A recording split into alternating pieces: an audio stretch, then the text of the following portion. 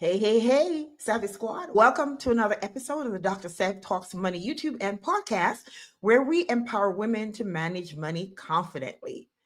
This episode is all about bouncing back, finding strength after financial struggles, rewriting your story with resilience, and choosing a future filled with clarity and confidence. Dr. Shanae Jefferies joins me to share how she's turned her journey as a first generation college graduate, sociologist, and entrepreneur into powerful lessons on thriving through change. Dr. Jefferies, welcome to the show. I'm excited to have you. Thank you so much. I'm so happy to be here. So, before we dive into all the money talk, I like to start the conversation with something light and fun to help us ease in. Okay, let's do If your younger self could see where you are now, what do you think she'd say? it. Wow. I think she'd say, wow, I'm proud of you. I think she would. Yeah, I think I would say the same for myself. She would say, "Don't worry so much. You've got it, and it's going to Yeah. be all right." Yeah. Yeah. Yeah, that's encouraging, right? It is. It's such Mhm. a reflective question, but I'm happy to say that my answer is positive and it's not like disappointment or anything. Yeah, That's and great. even if we had disappointments, they still turned out okay because they were lessons that fueled us Exactly. for where we are today. So yeah, Exactly. yeah. So please tell the audience a little about who you are and what you do. Okay. Hi, I'm Dr. Shanae S. Jefferies. I have a brand called Shanae Shantel, and I'm in the midst of launching the brand officially in my first product.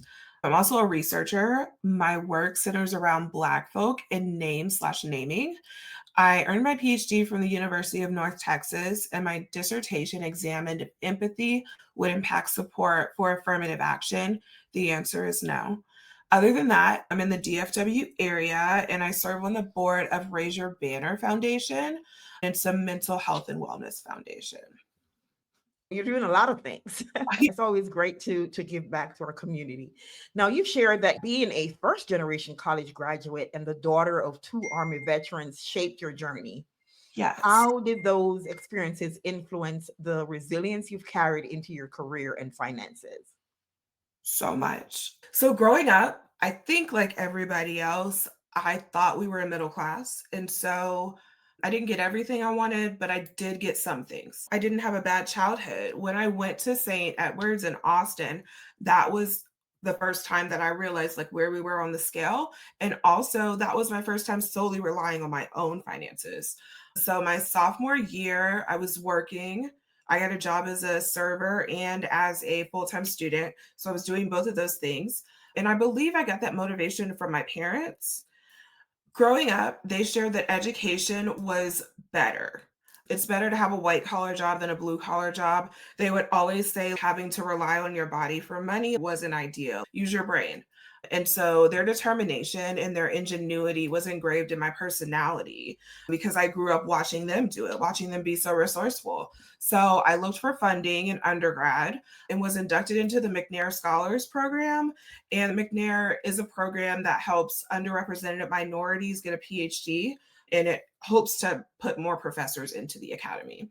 But McNair helped me balance my budget, like there were financial classes too, and do the thing that I love the most. So that's when I discovered my love for research.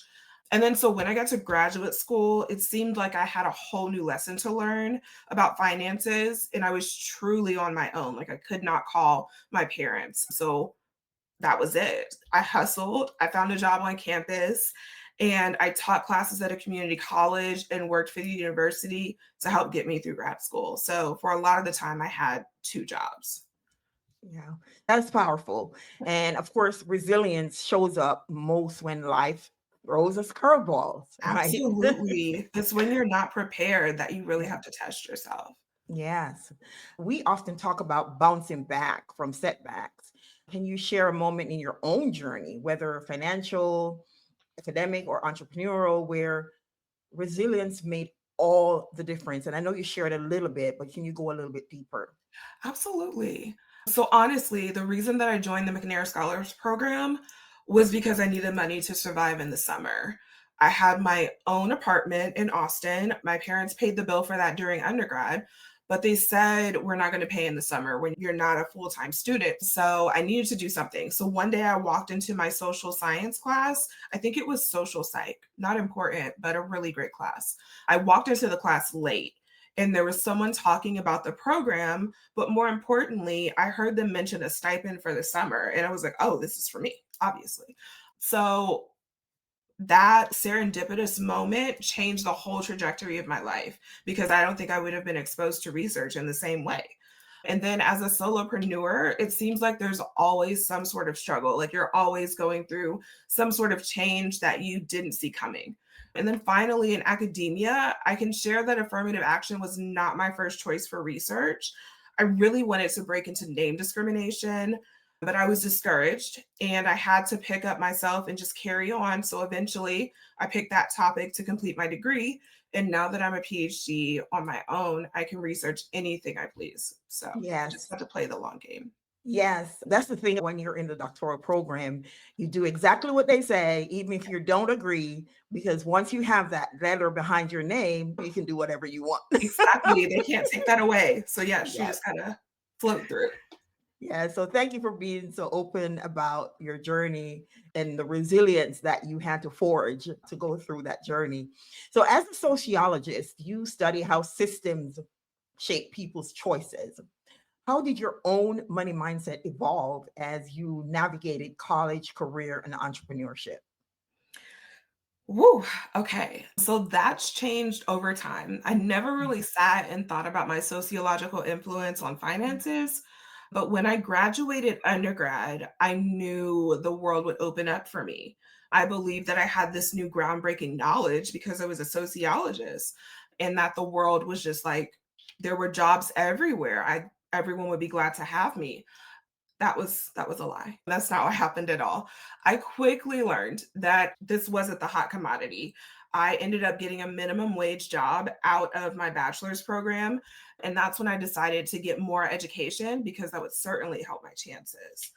Another thought is as I was finishing up graduate school, my initial desire was to be a professor, but looking at the maximum salary for a tenured position, like the highest of the height, like full tenure, it made about 75 to maybe six figures. And I said, I can't do that. That takes so long.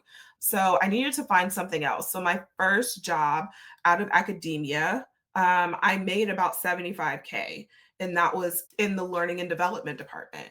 And so that was in a higher range for sociology and very much higher for the faculty. I continued to climb and then I made it to the six figure club, yay me. But I still had to keep in mind the money lessons that I learned from undergrad and grad. Like those are the things that I think help set the foundation for how I manage money today.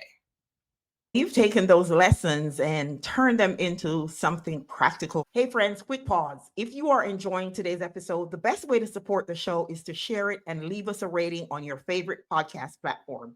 And you know it, five is our favorite number. Don't forget to subscribe also if you are watching on YouTube. So, Dr. Jeffries, you founded Shanae Shantel LLC to turn research into tools that help people thrive. How has your academic and corporate research shaped the way you personally approach financial resilience and decision making? So, as you can probably tell, my academic background is a huge part of my decision making. I tend to look at things critically while trying to like still accept their truth so that I can do a comparison. One thing that I learned is that corporate research is a different beast than academic research, but you can easily do what corporate does because you've done harder things in academia. And so I learned the different rules for corporate also because the feel is different. Like the politics are different than academia and the way that the hierarchy is. And so I weave those together and I think I'm the better for it, academia and both corporate. So I can approach situations with several perspectives and discern the outcome that works for the best. I think that the discernment is truly a gift. I love how you connect research to real life. And one of your tools that you mentioned before stood out to me. You created a card game designed to reduce anxiety and spark conversation. What role does mindfulness or simply slowing down play in building resilience with money and life choices? A lot. So mindfulness is a very big deal, and it's something that honestly I didn't know about until maybe last year. I was talking to my therapist and she was like, "You need to practice mindfulness." And I was like, "Girl, what is that?" So, a very, very big deal in getting you out of your head and out of your thoughts of anxiety and stress and being able to fully enjoy the moment. And so, I created this card game because as a society after COVID, we're having different levels of conversation than we were before because the social interaction is much different. We're talking to people differently, and our society is still coming back together. So some of these things are a bit awkward. I always hated small talk, and it seemed that after the pandemic, we as a society lost a lot of our social skills. And so I created this game as a remedy to help. It sparks conversation with just about anyone, and you're able to keep the conversation going, especially because it sparks memories for you to be able to share. And so there are questions that lead to deeper conversations. Another thing to note is that millennials and Gen Z are recorded to have the highest levels of anxiety and depression than other groups, like other generational groups. The uncertainty of our society can do damage to our bodies. So some people are tormented in their heads, like me, with anxiety about this. And this card game is here for a reprieve. So it can be played in a social setting or you can play it individually. I couldn't agree more about the change in the way we communicate during and after COVID. The break in how we communicate has caused a lot of us to be more isolated. COVID has done a lot more damage than we think. And I think the repercussions are rippling out further and further. And we're recognizing them now. And I mean, like the kids who didn't get a chance to graduate with their peers, who didn't get to socialize, who didn't to do all those things, they are now becoming the adults. And Yeah, a lot of them are not able to handle a regular conversation. absolutely. So before we wrap up, do you have any last words of encouragement you'd like to leave with our listeners? I'm sure that I do. So everybody's journey looks different. Sometimes we learn lessons by example, and other times we have to burn our hand to understand that the stove is, in fact, hot. So keep on your own journey. How you understand money can evolve and it will evolve. And that's okay. You make some mistakes by burning your hand and you can recover. So, a couple things to remember on your journey is one, protect your credit score. And one of the easiest ways to do that is to make sure that you set a reminder so that you pay them on time because it's the biggest part of your credit score. And be careful with cards because they will increase your limit and it may be a trap. This is something that I learned from touching the stove. And then finally, choose you. This is a thing I do, but I think it's a thing that we should all do. Whenever I buy something, I make sure that it's exactly what I want. It doesn't make sense to spend my money on something that I hate. I could have just saved it. So get what you want if you're going to spend the money. That's a good point, right? Sometimes we do things on impulse and then afterward we're like, oh, why did I do that? I didn't really mean to do that. I didn't want to do that. So really give thought to what it is I want and even walk away. If you have the opportunity, walk away and think about it Yeah. before coming back to make that purchase, especially if it's a major purchase and something that will impact your credit. So where can people connect with you? Please follow me on TikTok and Instagram at awkward_PhD. I'm building both channels, so please follow. And then I'll post my updates through these mediums, like where you can find the card decks. Yeah. And I will definitely have those things in the show notes so you can follow Dr. Shanae and find out what's going on with the card deck and how you can get access to it. Thank you so much for joining us today, Dr. Shanae. It has been a pleasure and definitely want to know more about those card games. And I really hope that people who are listening understand the impact, the importance of these kinds of things that can help us connect with each other. We are social beings and it helps that we connect with each other. I am an introvert naturally. I have done a lot of work to make myself more extroverted. And so for me, Communication is hard. Connecting is hard. And if this card game will help us do that, then I am all for it. Yes. So thank you again. So And appreciate that. Thank yeah, you.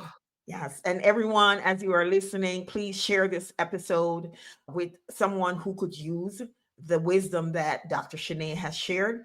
And until next time, this is Dr. Seb saying so long. See you at the next episode.